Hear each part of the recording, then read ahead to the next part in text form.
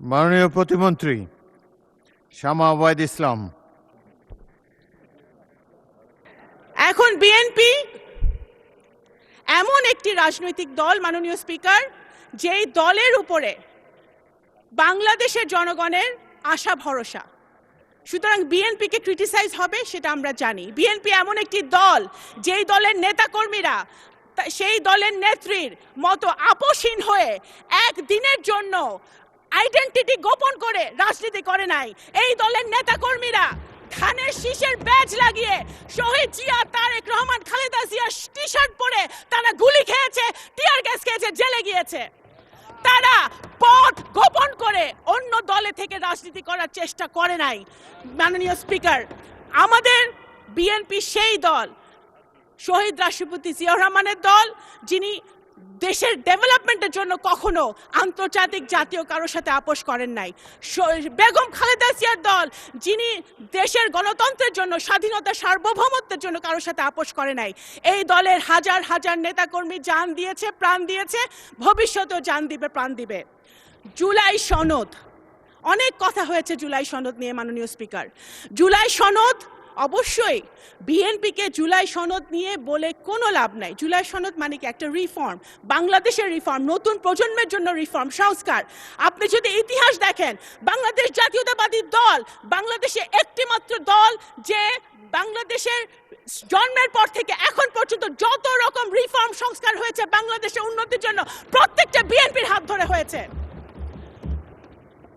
খাল খনন, গার্মেন্টস শিল্প, পার্লামেন্টারি ডেমোক্রেসি, তত্ত্বাবধায়ক সরকার থেকে শুরু করে নারী শিক্ষা, সব কিছুর পিছনে ছিল বিএনপির হাত, দেশনেত্রী বেগম খালেদা জিয়া এবং শহীদ জিয়ার হাত।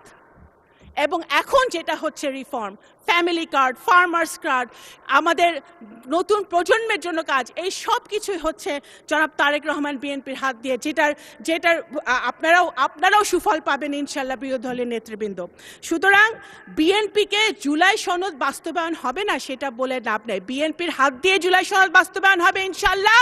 এবং মাননীয় স্পিকার, শুধু এই যে সকল অন্যায়, অত্যাচার, অবিচার বাংলাদেশের মাটিতে হয়েছে, জুলাই অভ্যুত্থানে যারা শহীদ হয়েছে, আমাদের যারা গুম হয়েছে, যারা খুন হয়েছে, তাদের বিচারও বিএনপির হাত দিয়ে হবে ইনশাল্লাহ বাংলাদেশের মাটিতে। মাননীয় স্পিকার, আমরা খুশি, আমি ব্যক্তিগতভাবে আমি একজন রাজনৈতিক কর্মী হিসেবে খুশি হয়েছিলাম যখন আমাদের দেশের ছেলেমেয়েরা মাঠে নেমেছিল কোটার আন্দোলনে, একটা ইস্যুকে কেন্দ্র করে, দেশকে ভালোবেসে। আমরা সেটা খুশি হয়েছিলাম, কারণ আমরা সবসময় বলে আসছিলাম যে এই দেশের নতুন প্রজন্ম রাজনীতি পছন্দ করে না, দেশকে ভালোবাসে না। সেটা জুলাই অভ্যুত্থান মিথ্যা প্রমাণ করেছে। কিন্তু আমরা এটাও দেখেছি জুলাই সনদের পর, জুলাই অভ্যুত্থানের পরে, 5ই আগস্টের পরে যে সরকার গঠিত হয়েছে, সেই সরকারে আমাদের যারা নবীনরা ছিলেন, আমাদের ভাইরা ছিলেন, তাদের বিরুদ্ধেও আনফরচুনেটলি গত 1.5 বছরে দুর্নীতির অভিযোগ উঠেছে। এটা কিন্তু মাননীয় স্পিকার, যখন আমরা নতুন বাংলাদেশের কথা বলি, নতুন অভ্যুত্থানের কথা বলি, নতুন প্রজন্মের কথা বলি, তখন আমরা এই জিনিসটা আশা করি না। আপনারা শুধু ফেসবুকে স্ট্যাটাস দিয়ে ভাইরাল হওয়ার জন্য বড় বড় কথা বলে পলিটিক্স হয় না মাননীয় স্পিকার। দেশের জন্য যদি কাজ করতে হয়, দেশের জনগণের জন্য যদি কাজ করতে হয়, সরকার, বিরোধী দল ও সরকারের একটি অত্যন্ত গুরুত্বপূর্ণ অংশ, যদি সরকারে থেকে কাজ করতে হয়, তাহলে এক্সপিরিয়েন্স যেমন দরকার, সাহস যেরকম দরকার, বুদ্ধিমত্তাও সেরকম দরকার। বিএনপি এমন রাজনৈতিক দল যে ফেসবুকে রাজনীতি করে না, তারা রাস্তায় গুলি খেয়ে তারা রাজনীতি করে, শুধু বট বাহিনী দিয়ে, স্ট্যাটাস দিয়ে, মানুষকে ছোট করে, আজে বাজে কথা বলে, ভাইরাল হয়ে রাজনীতি হয় না। যদি 71 সালে ফেসবুক থাকতো, যদি 71 সালে সোশ্যাল মিডিয়া থাকতো, তাহলে হয়তো দেশ স্বাধীন হতো নাকি আমরা জানি না মাননীয় স্পিকার। আমি একজন মুক্তিযোদ্ধার সন্তান, আমি এতটুকুই বলতে পারি মুক্তিযুদ্ধ নিয়ে যে মাননীয় স্পিকার, আপনি একজন বীর মুক্তিযোদ্ধা। মুক্তিযুদ্ধ, we cannot replace মুক্তিযুদ্ধ with anything else.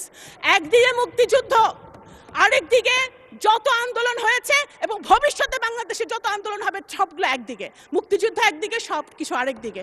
মুক্তিযুদ্ধকে এবং আমি একজন মুক্তিযোদ্ধার সন্তান হিসেবে বলছি এবং আমি রিলেট করি। আমার সামনে বসে আছে যারা, নাহিদ বসে আছে, আমাদের হাসনাত বসে আছে, যারা মাননীয় সংসদ সদস্যরা বসে আছে, আই এম সরি, আমি ওদের সেন্টিমেন্টকে আমি রিলেট করি। আমরাও চাই আমাদের সন্তানরাও, আমিও চাই যে আমাদের সন্তানরা একটি নতুন বাংলাদেশে বসবাস করুক, যেই বাংলাদেশে আইনের শাসন থাকবে, খুনের বিচার হবে, ন্যায় বিচার প্রতিষ্ঠা হবে, বাংলাদেশ গুণগতভাবে উন্নয়নের শিখরে উঠবে। সেটা ইনশাল্লাহ আমরা যদি ঐক্যবদ্ধ থাকি, কাদা ছড়াছড়ি না করি, আমাদের এই পার্লামেন্ট থেকে ইনশাল্লাহ সূচনা হবে ইনশাল্লাহ। আসসালামু আলাইকুম। ধন্যবাদ মাননীয় স্পিকার। ধন্যবাদ মাননীয় প্রতিমন্ত্রী।